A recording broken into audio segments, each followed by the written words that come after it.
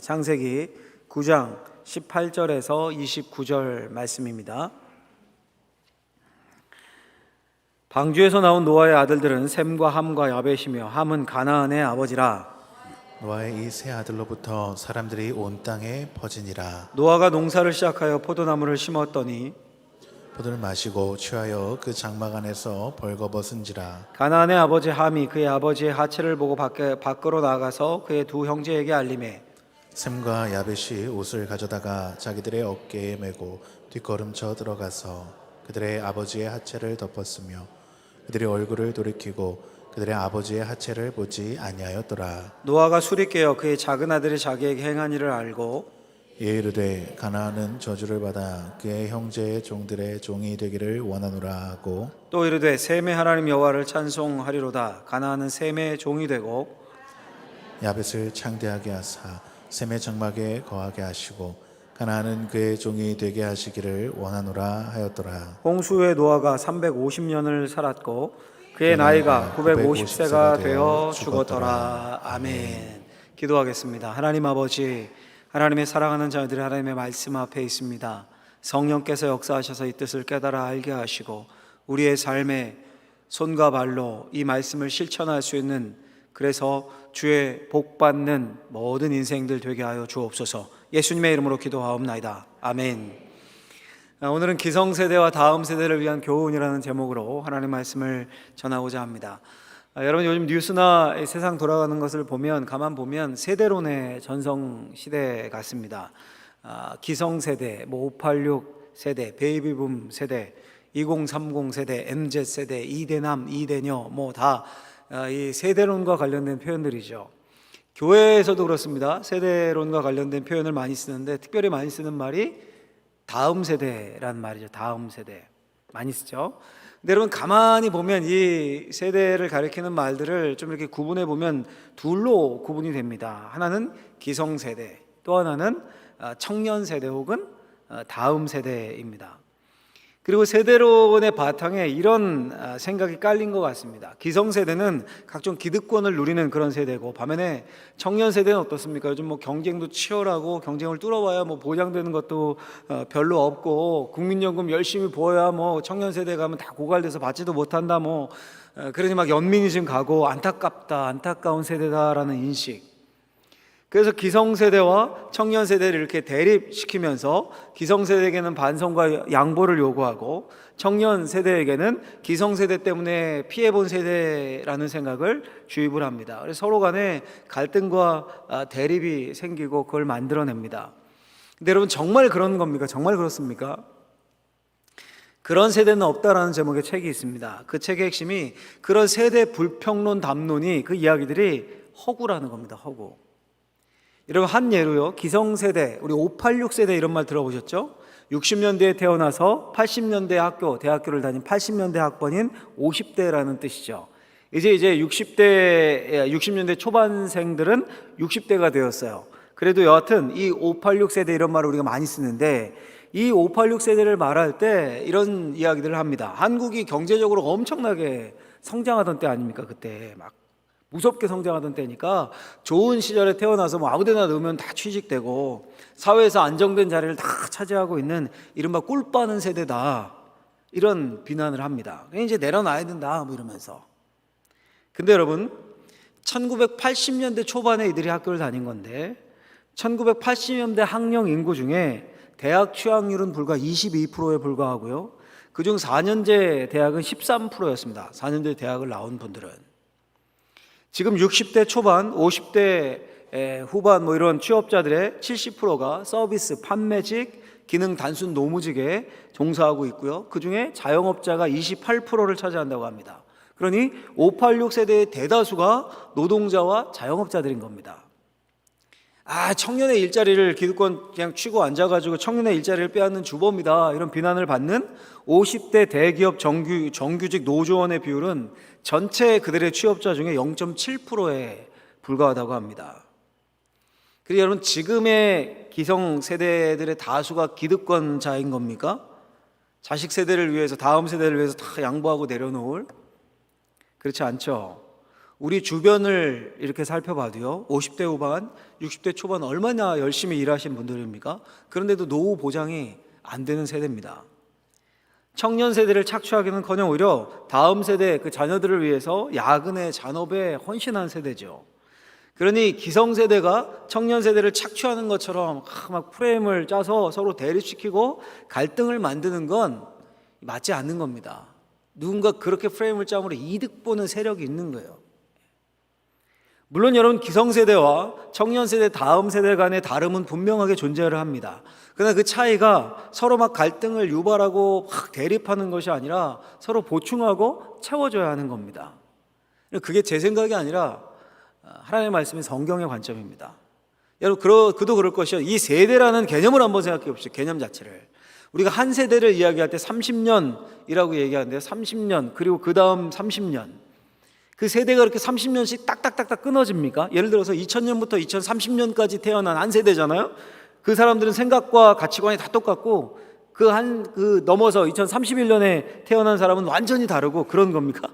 아니죠. 다 붙어서 연결되어서 가는 겁니다. 그저 세대를 편의상 구분할 뿐이죠. 물 흐르듯이 연결되어 있습니다. 지금의 청년 세대 다음 세대가 또 다른 이제 지나면 기성 세대가 되는 겁니다. 그렇죠? 그러니까 이 세대 간의 갈등과 대립이 하나님의 뜻이 아닙니다. 하나님 뜻이 아닌 겁니다. 그렇다면 여러분, 이 기성 세대와 이 다음 세대를 향한 하나님의 뜻이 무엇일까요? 우리가 어떻게 대하고 어떻게 해야 될까요? 오늘 본문을 통해서 세 가지로 나누어서 생각해 보고자 합니다. 첫 번째는요, 같이 한번 화면을 보고 읽어보도록 하겠습니다.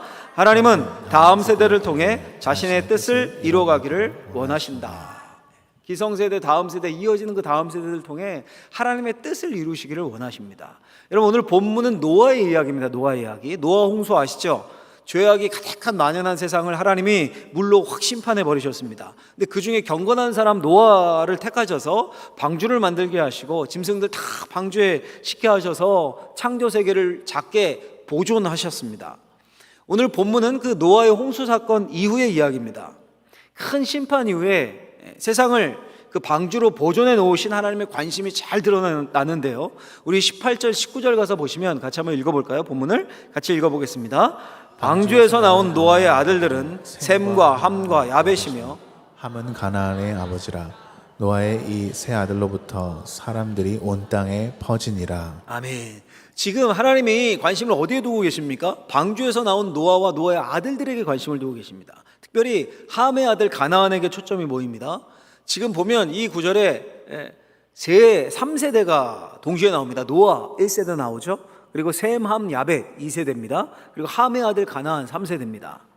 그러니까 노아와 세 아들 그 손주까지 그들로부터 사람들이 온 땅에 퍼졌다. 하나님이 세대가 이어지는 것에 관심을 두고 있음을 우리가 쉽게 볼 수 있죠. 그뿐입니까? 20절 내려가면 이제 이런 말씀 나옵니다.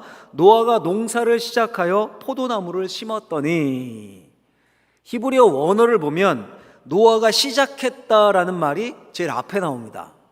노아가, 주어와 동사가 앞에 나와요. 노아가 시작했다라는 말이 제일 앞에 나오고, 그리고 그 다음 나오는 단어가 뭐냐면 이쉬 아다마라는 단어인데요, 우리말 성경은 이거를 농사라고 번역을 했고 농부, 농업 이렇게 번역한 성경도 있습니다. 근데 이건 좀 의역을 한 거고요. 이쉬 아다마라는 말을 원어 그대로 직역하면 땅의 사람, 흙의 사람, 이런 의미입니다. 땅의 사람, 흙의 사람. 여러분, 땅에서 온 사람, 흙에서 온 사람 기억나는 사람 있으십니까? 최초의 인간이 누구요? 아담. 아담이 땅에서 왔죠. 흙에서 왔죠. 그 아담에게 주신 하나님의 명령이 뭐였습니까? 창세기 2장 15절 말씀을 보면 여호와 하나님이 그 사람을 이끌어 에덴 동산에 두어 그것을 경작하며 지키게 하시고, 에덴 동산에 두어서 그것을 경작하고 지키게 하셨습니다. 아담이 죄를 짓죠. 타락합니다. 에덴 동산에서 쫓겨났습니다. 그런데도요, 놀랍게 그 사명은 똑같았어요. 사명은 남아 있었습니다. 우리 타락한 이후 3장 23절 말씀을 보시면 같이 한번 읽어볼까요? 이 말씀은 같이 읽겠습니다. 여호와 하나님이 에덴 동산에서 그를 내보내요 그의 근원이 된 땅을 갈게 하시니라. 아멘. 타락해서 내쫓아 형벌 받았는데 흙에서 온 아담에게 그 근원이었던 땅을 갈게 하셨습니다. 경작하고 지키게 하셨어요. 사명이 남았다는 거죠. 자, 이 아담의 사명이 누구에게까지 지금 이어지는 겁니까? 노아까지 이어지고 있는 겁니다. 노아. 9장 1절 말씀을 보면 같이 한번 읽어보겠습니다. 하나님이 노아와 그 아들들에게 복을 주시며 그들에게 이르시되 생육하고 번성하여 땅에 충만하라. 아멘. 성경을 좀 아시는 분들은 또 우리 성경 읽기 하면 창세기는 꼭 읽잖아요. 그 다음에 레위기에서 넘어지고 창세기 많이 읽으셨죠? 이 대본에 아실 것 같아요. 생육하고 번성하여 땅에 충만하라. 누구에게 주신 축복입니까? 어려워요? 누구에? 노아 말고 누구요? 아담. 인류 최초의 인간 아담에게 주신 축복이었습니다. 근데 그 축복이 지금 노아와 그 아들들에게도 똑같이 주어지고 있는 겁니다. 그 축복을 받은 노아가 방주에서 나와 한 일이 뭡니까? 이쉬 아담아, 직역하면 노아 흙의 사람이 시작했다. 이 무슨 말입니까? 이게 첫 인류 아담을 향한 하나님의 축복과 사명이었는데 타락 이후에도 그대로 그 축복과 사명이 그 다음 세대를 통해서 노아와 노아의 자녀들에게까지 전달되고 있는 겁니다. 그래서 노아는 흙의 사람으로 시작합니다. 포도원을 경작하는 사람이 되었습니다. 여러분, 오늘 본문이 성경이 분명히 뭐라고 말씀합니까? 여호와 하나님이 노아와 그 아들들에게 복을 주시며, 기성세대 노아에게만 복 주셨습니까? 아니죠. 그 다음 세대 아들들에게도 복을 주셨습니다. 여러분, 이 말씀이 얼마나 귀한 말씀인지 모릅니다. 하나님이 기성세대와 다음 세대를 분리시켜 놓고 대립시켜 놓으신 게 아니라 기성세대와 다음 세대에게 함께 생육하고 번성하며 땅에 충만하라 하시며 사명과 축복을 동시에 주신 겁니다. 함께 하나님의 영광을 위해 헌신하고 함께 하나님의 나라를 세워가고 함께 교회를 세워가고 함께 가정을 든든히 해가라는 겁니다. 여러분, 제가 몇 번 이렇게 소개한 적이 있는데요. 한국교회 트렌드 2023이라는 책이 있습니다. 설문조사를 쫙 각각 계층 설문조사를 다 실시하고요. 데이터가 많이 모일 거 아닙니까? 그걸 근거로 해서 이제 전문가들이 짧은 논문들을 쫙 써놓은 거를 모아놓은 그런 책인데요. 제가 소개도 했고 한 주 전에 우리 교육자들과 함께 이 책을 읽고 이렇게 나누기도 했는데 그 중에 보면 액티브 시니어라는 작은 논문 글이 있습니다. 핵심 내용은 뭐냐면요, 노인의 삶에 대한 인식이 달라지고 있다는 겁니다. 이제 2023년인데요 2024년 내년이 되면 65세 이상 인구가 1천만 명이 넘는데요, 우리나라가. 그리고 이제 그 다음에 2025년이 되면 20%가 넘는 65세 이상의 인구의 20%가 넘는 초고령 사회가 되고 2040년이 되면 34.4%가 되는, 급격하게 늘어난다는 겁니다. 급격하게. 그런데 한국 사회는 한국 교회의 고령화는 일반 한국 사회의 고령화보다 훨씬 빠르게 더 진행이 되고 있다는 겁니다. 2021년에 한국 사회 60대 이상이 30%였는데 한국 교회는 33%였답니다. 그러니까 3%가 더 높은 거예요, 일반 사회보다 교회가. 지난 반세기 동안 한국 교회의 부흥을 이끌고 성장을 이끌었던 주력 세대가 40대, 50대였다면, 그런데 지금부터 이제 앞으로는 50대, 60대를 넘어서 70대까지 주력이 된다는 거, 한국교회. 매년 60대 이상이 60만 명에서 70만 명 계속 늘어납니다. 그리고 지금의 그 60대, 70대는 예전에, 이런 표현 죄송하지만 양해하고 들어주십시오. 이런 표현이 있으니까 뒷방 늙은이라는 표현 아십니까? 은퇴하고 나이 먹어서 그냥 뒷방에서 아무것도 안 하고 할 일 없이. 지금의 60대, 70대 어르신들은 이 뒷방 늙은이가 아니라 은퇴 이후에도 적극적으로 소비 생활을 하고 적극적으로 여가 생활을 하고 적극적으로 봉사활동을 하고 이런 식으로 삶을 보내는, 말 그대로 액티브한, 활동적이고 액티브한 시니어라는 겁니다. 그리고 교회도 전략을 다시 세워야 한다는 거예요. 제가 이거를 읽고요, 이 뒤통수를 맞은 것 같았어요. 그래서 그 글을 읽었을 때 바로 안수 집사님들 세미나를 다음 날 했는데 제가 이걸 막 얘기하고 할 정도로. 솔직히 왜냐하면 저도 다음 세대를 늘 강조했거든요. 여러분들 아시지 않습니까? 이런 말 죄송하지만 양해하고 들으십시오. 제가 친한 분들에게는 이렇게까지 얘기했어요. 우리 지금 있는 어른들, 연세 드신 분들은 예수님 믿고 천국 가고 그분들은 발로 떠밀어도 교회 안 나간다. 무조건 교회에 붙어 있는다. 문제는 다음 세대다. 다음 세대에 집중하고 그들이 교회의 주력이 되고 그들이 일하게 해야 된다. 교회 온 힘을 거기에 몰아야 된다. 늘 말했습니다. 저뿐이 아니라 우리 성도님들도 좀 그런 생각이신 것 같아요. 제가 은퇴식을, 우리 교회 은퇴식 하잖아요. 이제 직분을 내려놓는 은퇴식 할 때마다 은퇴식 할 때 이렇게 말합니다. 섬김에는 은퇴가 없습니다. 은퇴식 하도 섬기고 봉사하셔야 합니다. 늘 말씀드리지만 교회에서 은퇴식 하고 나시면 봉사나 섬김 이런 거 잘 안 하시고요. 그리고 하시려고 하는 분도 이렇게 얘기하셔요. 목사님, 은퇴하고 뭐 하려고 하니까 이 눈치가 보여가지고요. 근데 가만 보면 그런 분들이 액티브 시니어예요. 동네 동호회나 여행을 신나게 쫓아다닙니다. 그냥 막. 지금도 건강하게 막. 그러니까 오늘 성경을 보고 또 통계를 보니까 이런 생각이 맞는 겁니까? 제 생각이 짧았던 거예요. 기성세대도 중요합니다. 우리 어르신 세대도 중요합니다. 다음 세대도 중요합니다. 노아도 중요하고 노아의 아들들도 중요합니다. 하나님이 노아와 그 아들들에게 사명과 복을 한 번에 다 주셨어요. 다. 그 100세를 넘게 사신 우리 시대의 그 지성인인 철학자 김영석 교수님을 아십니까? 들어보셨죠? 인터뷰 때마다 이런 말씀하는 것을 들었습니다.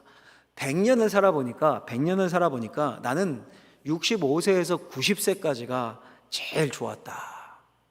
여기 90 넘으신 분 별로 없죠. 아직 남은 거예요, 좋은 인생이. 65세부터 90세까지가 제일 좋았다. 30까지 공부하고 60까지 막 여러 가지 글 써내고 그 두 단계 후에도 공부와 일을 놓지 않고 60, 70, 80 우리 기성세대 분들 시니어들 건강하시면 주님의 일을 하셔야 합니다. 실버 전도팀 만드시고 실버 중보기도팀 만드시고 실버 성가대도 만드시고 실버 봉사단도 만드시고 막 제가 하십시오 해서 막 이렇게 떠밀어서 짜주고 이러면 재미없습니다. 그럼 잘 안 됩니다. 뜻맞는 분들끼리 먼저 모여서 하시면 돼요. 하시면 됩니다. 여러분, 기성세대뿐입니까? 우리 젊은 세대, 다음 세대들도 하나님의 뜻에 따라 잘 세워져야 합니다. 교회 젊은 피가 돌아야 되죠. 하나님은 모든 세대를 통해서 일하기를 원하시는 겁니다. 그러니까 기성세대와 다음 세대는 결코 대립하고 꼰대라 말이 안 통하고 니들이 뭘 알아 이런 관계가 아니라 기성세대의 헌신과 다음 세대의 패기 모든 게 어우러질 때 건강한 교회가 되어가고 생육, 번성, 충만함이 가능해집니다.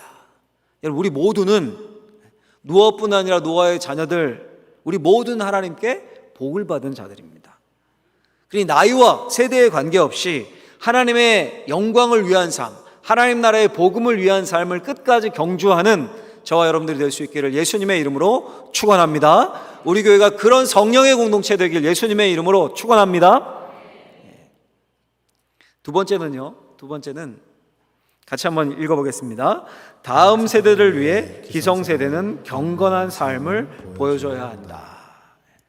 그 하나님의 뜻대로 신앙이 이어지기 위해 경건한 삶을 기성세대가 보여줘야 한다는 겁니다. 여러분, 혹시 할메니얼이란 말을 아십니까? 할메니얼? 무슨 뜻인지 아셔요? 할메니얼 신드롬이라고도 요즘 불리는데요. 할머니의 사투리인 할매, 아시죠? 할매. 이거와 밀레니엄 세대의 밀레니엄이 합쳐진 말입니다. 그래서 할메니얼.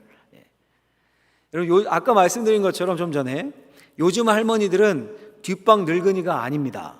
멋쟁이 할머니, 멋쟁이 할아버지가 너무 많습니다. 이들이 적극적으로 소비하고 액티브 시니어예요. 적극적으로 사는 겁니다. 그걸 젊은 세대인 MZ세대들이 보기에 좋은 겁니다. 그게. 그래서 할매 입맛, 할매 옷 스타일, 그걸 그레니 룩이라고 하던데요. MZ세대들이 그걸 따라하는 겁니다. 젊은 세대들이. 예를 들면 흑임자, 인절미 이런 거 어른들이 좋아하는 맛이잖아요. 근데 MZ세대들이 그걸 먹고 할머니들이 좋아하는 식혜 여기에 젊은 세대들이 열광을 하고 2021년 상반기에 대형 편의점들 있지 않습니까? 우리 주변에 편의점. 거기서 식혜 팔잖아요. 식혜 전체 구매 고객을 파악해 보니까 누가 많이 사 먹었을까요? 33.2%가 20대들이 그걸 사 먹었대요.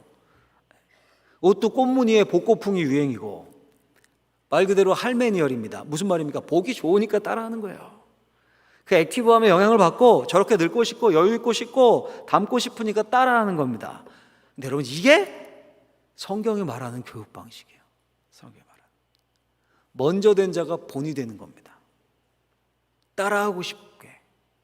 예수님이 이렇게 말씀하셨습니다. 요한복음 13장 15절에 보면 내가 너희에게 행하는 것 같이 너희도 행하게 하려 하여 본을 보였노라. 예수님이 본을 보이셨대요. 따라할 수 있게. 그게 제자 훈련의 핵심이었습니다.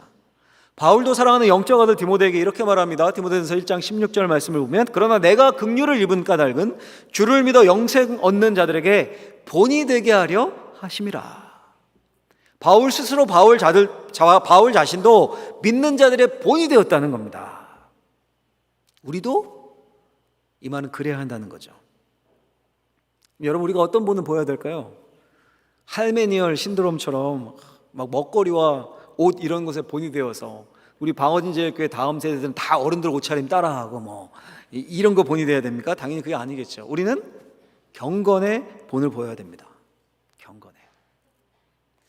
여러분, 오늘 본문이 보여주는 핵심이 뭡니까? 노아가 경건의 본을 보이는데 실패했다는 거예요. 실패. 노아의 책임은 하나님이 자신에게 하신 명령과 사명을 9장 1절에 나왔잖아요. 아까 복을 주시고 그렇죠? 생육하고 번성하고 그 사명을 다음 세대에게 전달하는 거였습니다. 근데 노아가 이런 삶에 실패합니다. 우리 20절 21절 말씀 가서 같이 한번 읽어보겠습니다. 노아가 농사를 시작하여 포도나무를 심었더니 포도주를 마시고 취하여 그 장막 안에서 벌거벗은지라. 아멘. 노아가 농사를 시작해서 포도나무를 심었습니다. 근데 어느 날 술에 잔뜩 취해서 집에서 옷을 홀랑 벗고 홀딱 벗고 뻗어 있습니다. 여러분, 아버지가 술에 만취해서 마루에서 옷을 다 벗고 뻗어 있다고 해보십시오. 수치스럽겠죠. 21절에 보면 벌거벗은지라 라는 표현이 나와요. 벌거벗은지라. 역시 이거 누가 연상됩니까? 창세기 3장에 최초의 인류가 죄를 지어요. 아담과 하와가 처음 깨달은 게 뭡니까? 자기들이 벌거벗은 줄 알고 벌거벗은 줄 알았습니다. 그 죄인들의 죄악된 모습을 똑같은 모습으로 노아가 지금 벌거벗은지라. 아담만 그랬습니까? 후에 야곱은요, 결혼식 날 그냥 코가 삐뚤어지게 마시고 취해가지고 아내로 들어오니까 라헬인지 레아인지도 모르고 함께 잤죠. 죄악된 모습입니다. 그러니까 노아는 경건의 본을 보이는데 실패했습니다. 노아가 어떤 사람이었습니까, 여러분? 노아가 처음에 성경에 등장할 때 이런 소개와 함께 짠 노아가 등장합니다. 6장 9절 말씀인데 창세기 같이 한번 읽어볼까요?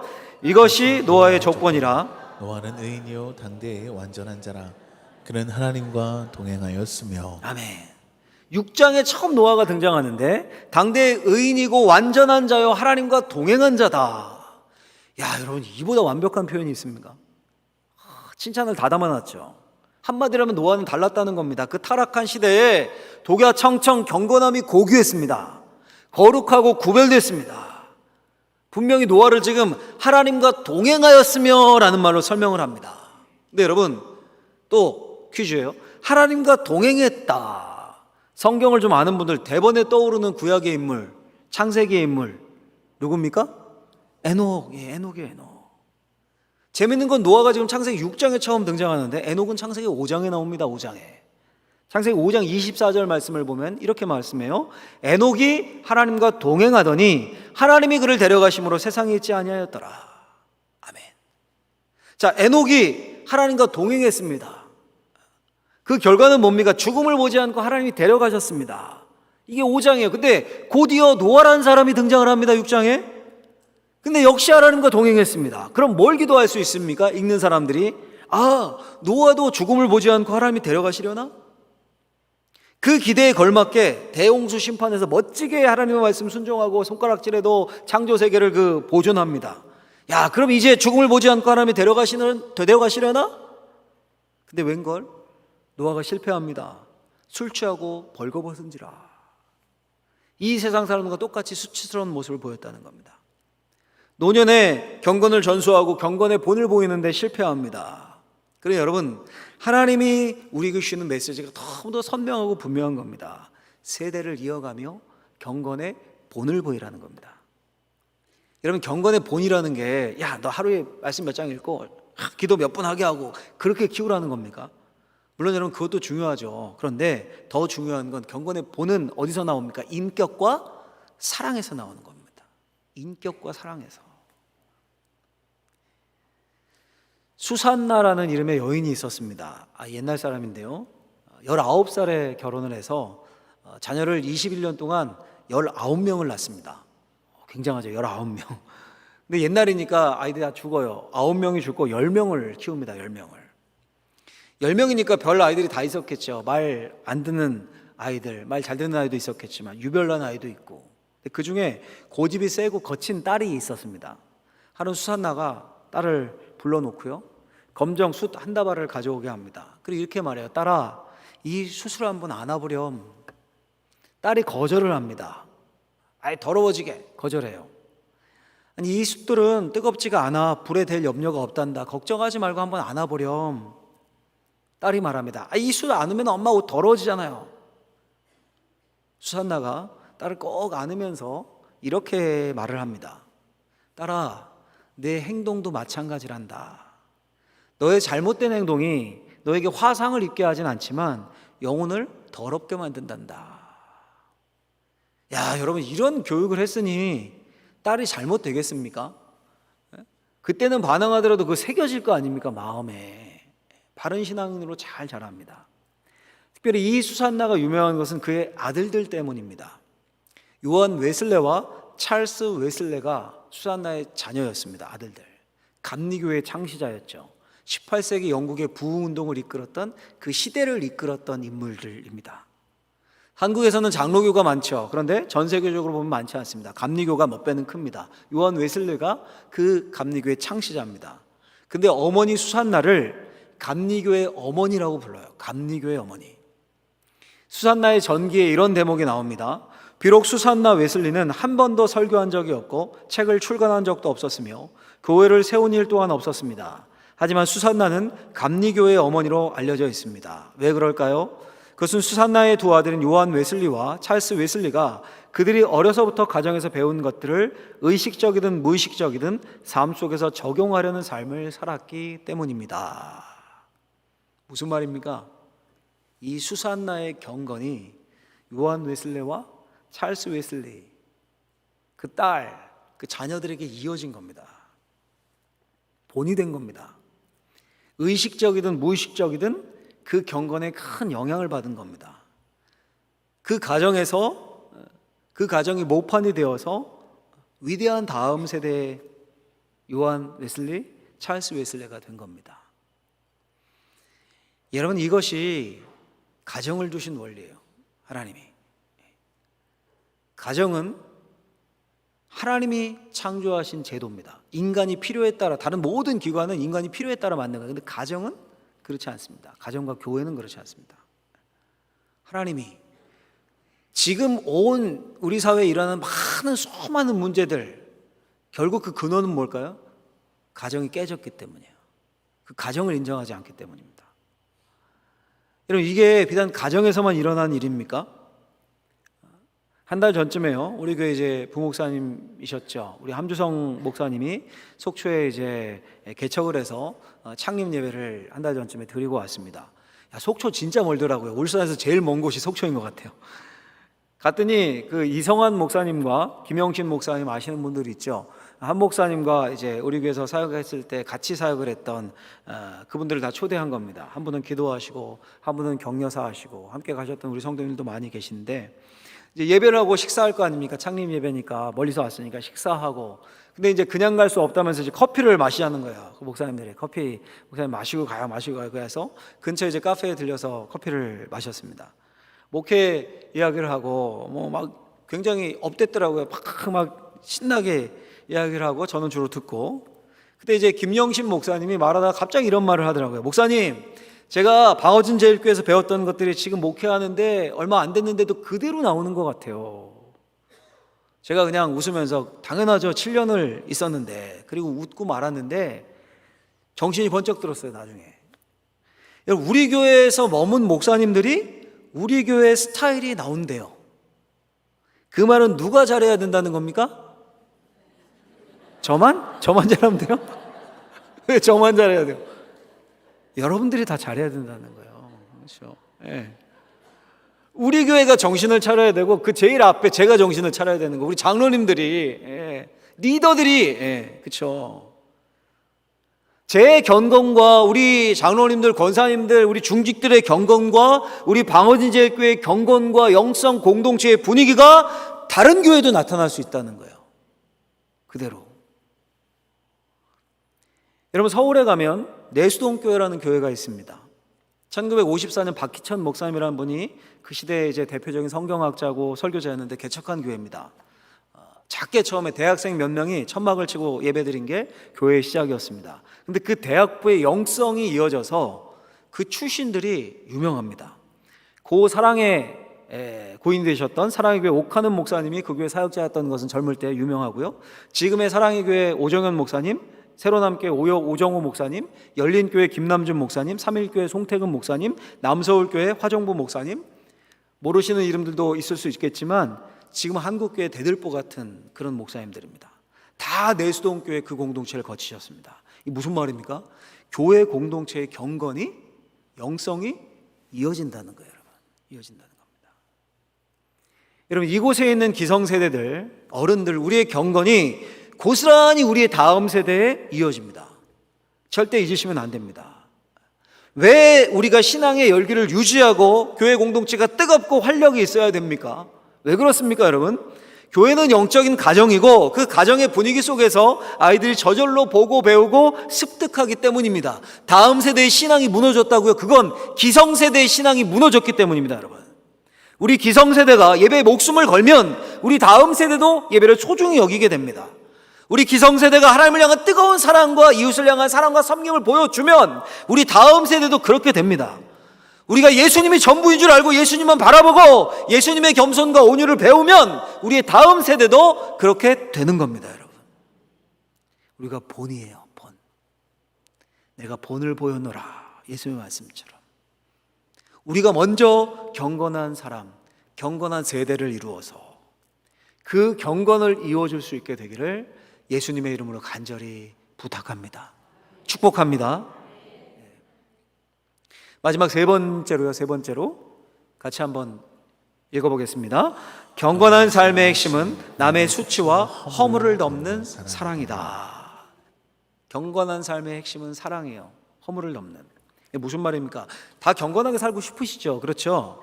근데 그게 뜻대로 됩니까? 경건하게 살고 싶은데 부끄러움, 수치를 드러낼 수도 있고 죄를 지을 수도 있고, 오늘 본문 노아가 그렇지 않습니까? 근데 여러분, 오늘 본문이 주목하는 것은 그 수치와 허물을 대하는 노아의 아들들의 태도입니다. 함은 아버지의 수치를 폭로합니다. 밖에 가서 형들에게 막 흉을 보며 알립니다. 아버지 봐 이러면서. 반면에 셈과 야벳은 아버지의 수치와 허물을 덮습니다. 옷을 가지고 뒷걸음질 쳐서 들어가서 아버지의 부끄러움과 수치를 덮습니다. 이런, 분명히 지금 창세기 기자는 함의 행동과 셈과 야벳의 행동을 서로 대조시켜 놓고 있는 겁니다. 무슨 말입니까? 이 본문을 읽는 독자들, 우리들에게 어떻게 행동해야 하는지를 가르치고 있는 겁니다. 길은 두 가지라는 거예요. 길은 두 가지입니다. 하나는 남의 허물과 수치를 폭로하고 정죄하는 겁니다. 그리고 그걸 즐깁니다. 늘 남을 비방하고 비밀도 들춰내고 상대방이 고통나고 힘들어하면 오히려 그게 내 기쁨이 되고, 그런 분들 조심하십시오. 자녀까지 저주받았어요, 함은. 또 다른 길은 뭡니까? 셈과 야벳의 길입니다. 허물과 수치를 덮어주는 겁니다. 아버지의 실수, 수치, 부끄러움, 아버지 아닙니까? 가장 가까운. 당연히 사랑으로 덮는 거. 그게 경건이라는 거예요. 여러분, 우리에게는 의지가 있습니다. 이 의지는 남의 부끄러움과 수치를 폭로하고 정죄할 수도 있고 반대로 덮을 수도 있습니다. 뭘 선택하라는 겁니까? 당연히 그 수치를 덮는 삶. 놀랍게도 누가 그렇게 하셨습니까? 하나님이 그렇게 하셨습니다. 하나님이. 벌거벗은 수치를 느꼈던 아담과 하와를 하나님이 가죽옷으로 덮으셨습니다. 덮으셨어요. 예수님도 그렇게 하셨습니다. 가늠하다 잡혀온 여인을 향해 나도 너를 정죄하지 않는다. 다시는 죄를 범하지 말렴. 덮으셨습니다. 오늘 본문의 셈과 야벳이 그 덮는 사랑으로 축복을 받았습니다. 여러분, 가장 가까운 사람이 등에 칼을 꼽는다, 이런 말 있지 않습니까?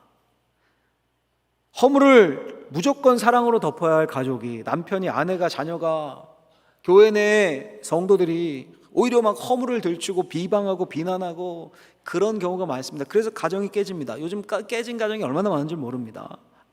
그래서 교회가 깨집니다. 깨지고 분열하는 교회도 굉장히 많습니다. 여러분, 잘 모르는 사이, 잘 모르는 관계는요, 비방도 안 합니다. 모르는데 뭘 비방합니까? 모르는데 뭐가 못마땅합니까? 가까운 사람끼리 비방하고 실망하고 못마땅해하고 허물을 늦추고 공격합니다. 당신 때문에, 아빠 때문에, 엄마 때문에, 최 목사 때문에, 누구 집사 때문에. 자기 기준에 안 맞으니까, 못마땅하니까요. 근데 허물이 없고 실수 없는 사람이 어디 있습니까? 경건하고 의인이었던, 당대의 의인이었던 노아도 실수하고 심지어 자녀들 보기에 부끄럽고 수치스러운 행동을 했습니다.